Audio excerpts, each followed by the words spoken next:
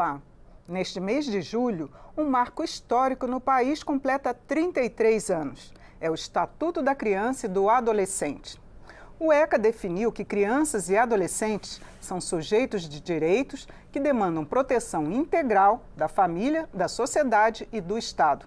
O Estatuto foi um grande avanço na prioridade para esse segmento da população e trouxe um olhar mais humanizado em relação às crianças e os adolescentes.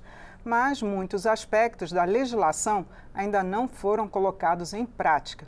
Nós vamos conversar sobre o tema nesta edição do Palavra Aberta com a secretária da Primeira Infância, Adolescência e Juventude da Câmara, a deputada Ana Paula Lima, do PT de Santa Catarina. Bem-vinda, deputada. Muito obrigada por atender o nosso convite. Bom, deputada, eu queria que a senhora começasse fazendo um balanço um pouco aí dessas 3 décadas que o Estatuto está em vigência.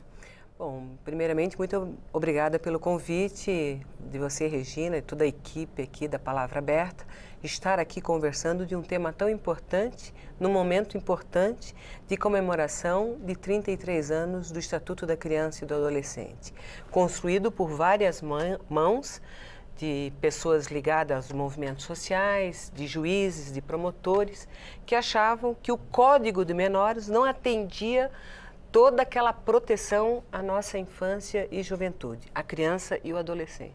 Nesses 33 anos, eu acho que muita coisa mudou para melhor, pelo menos de proteção à nossa criança. Mas o ECA, ele precisa ser vigiado constantemente, porque não foi porque está com 33 anos que, de repente, né, como a gente vê aqui na Câmara de Deputados, alguns projetos que vai reduzir, inclusive, e punir a nossa criança e o nosso adolescente. Então, 33 anos tem muito que celebrar, tem muito que comemorar, e eu, na função de secretária da Primeira Infância, Adolescência e Juventude da Câmara, temos um trabalho muito grande pela frente, de vigiar os projetos que aqui estão tramitando, com todas as frentes, com todos os fóruns, e sempre vigilante no Estatuto da Criança e do Adolescente. O que você me perguntou, né? O que melhorou? Acho que o olhar do povo brasileiro, e o Estatuto foi inclusive referência internacional, o olhar do povo brasileiro, ele olha a nossa criança e o adolescente de uma forma mais humanizada, tranquila e de proteção. Antigamente, eu acho que a criança só tinha a punição. Com a vinda do Estatuto e através dessas organizações sociais, principalmente do movimento de meninos e meninas de rua, é que foi construído essa nova versão que nós estamos defendendo com unhas e dentes para que a gente não cometa retrocessos na proteção à nossa infância. Inclusive, eu tenho dados aqui do Comitê Científico do Núcleo de Ciência da Infância, que em 2021, 11% das crianças de 0 a 6 anos viviam em situação de extrema pobreza. De que forma a legislação pode realmente atuar para que esses índices se reduzam? Veja, nos últimos anos nós tivemos muitos problemas no nosso país. Saímos do mapa da fome e entramos no mapa da fome novamente. 33 milhões de brasileiros estão no mapa da fome. E uma parcela significativa dessa população são crianças e adolescentes. Eu acredito que essa nova versão do novo governo do presidente Lula, algumas pautas nós já estamos desenhando para combater a fome e para proteger a nossa criança e nosso adolescente. Esse mês, mesmo aqui na Câmara, nós aprovamos 2 projetos de extrema importância. Um é a escola em tempo integral, que é importante de proteção à nossa criança e ao adolescente, mas também para nós, mulheres, que temos filhos e estamos no mercado de trabalho, nós sempre queremos proteger os nossos filhos. E a escola faz esse papel da proteção, e é para fazer, né, esse papel da proteção da criança e do adolescente. E outro projeto de extrema importância, que é o Programa de Aquisição de Alimentos, o PAA, que também vai garantir uma alimentação mais saudável e necessária a essa parcela significativa da população que ainda está na questão da desnutrição infantil e, infelizmente, com a fome. A gente tem um programa Criança Feliz, se não me engano o nome, não é? Só que é um programa de governo e que ainda não tem definido recursos específicos no orçamento. De que forma a Secretaria vai trabalhar para que a criança, principalmente da primeira infância, tenha esses recursos já garantidos para serem aplicados? Nós já recebemos uma série de demandas de várias organizações sociais e de vários programas que tem no nosso Brasil. Então, a votação do orçamento aqui na Câmara, uma parte significativa, e vou conversar que agora no mês de agosto temos uma reunião com todos os presidente e presidenta de fórum ou frentes parlamentares para que a gente possa colocar na LDO um orçamento significativo para atender essa parcela da população que é a nossa infância, principalmente a primeira infância, que é de 0 a 6 anos, que é a parte mais importante do desenvolvimento do ser humano, essa parte cognitiva, de uma alimentação saudável, de inclusive incentivar o aleitamento materno, incentivar também a questão da proteção da primeira infância, né, com as creches que as mães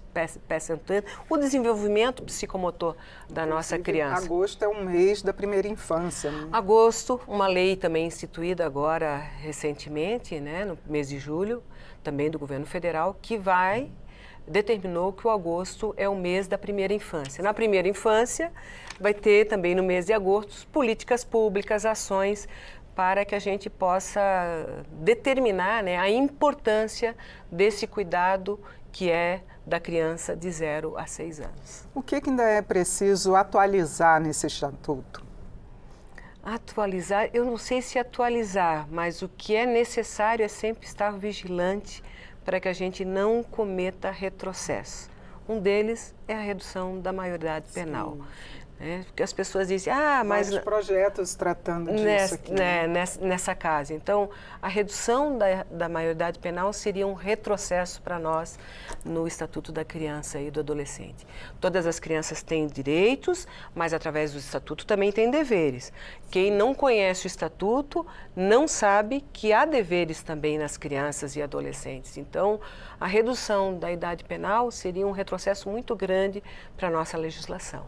Tem também a questão da gravidez na adolescência. Tem projetos que tratem disso? De que forma realmente podem ser alertadas as crianças para que isso não aumente? Porque são índices alarmantes nas escolas, não é? A questão da sexualidade ainda é um tabu, mas ela precisa de ser debatida, inclusive, nos bancos escolares, né?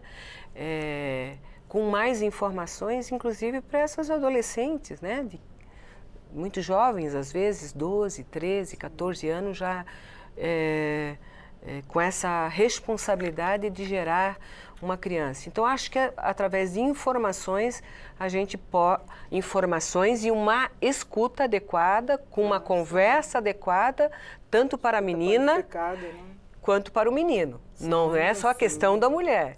Né? O nascimento de uma criança não é feito só por uma pessoa, é um homem e uma mulher.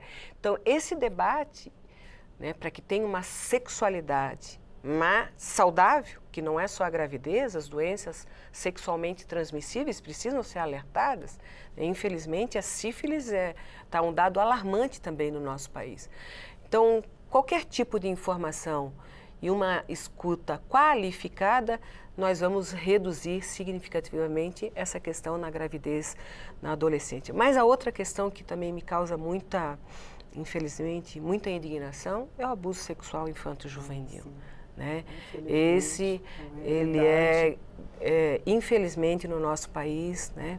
Às vezes dentro da própria família, da própria casa, muitas crianças estão sendo acometidas pelo abuso sexual infanto-juvenil.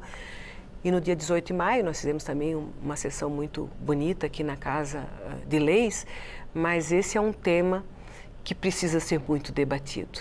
E precisa ser investido muitos recursos nisso e precisa fazer esse debate com as famílias e também com as nossas crianças. Se há educação sexual na escola, a criança vai saber perceber o que é um afeto e o que é um abuso. A pedofilia, não é? O combate à pedofilia nas redes sociais, através da internet. Esse é o desafio que nós temos enquanto legisladores. Tá certo. Deputada Ana Paula, muito obrigada por sua participação e esclarecimentos sobre esse tema que sempre está aqui em debate na Câmara. Um tema complexo, um tema que tem que ter muito aprofundamento, mas ele precisa também ter a participação de todas e todas para a gente evitar esse tipo de ações que a gente não quer, que é o abuso sexual infanto-juvenil, mas principalmente na proteção do Estatuto da Criança e Adolescente, que nós somos defensores. Muito obrigada. Eu conversei sobre os 33 anos do Estatuto da Criança e Adolescente, o ECA. Foi com a secretária da Primeira Infância e Adolescência e Juventude da Câmara dos Deputados. É a deputada Ana Paula Lima, do PT de Santa Catarina. Eu sou Regina Assunção e agradeço a sua audiência. Até a próxima.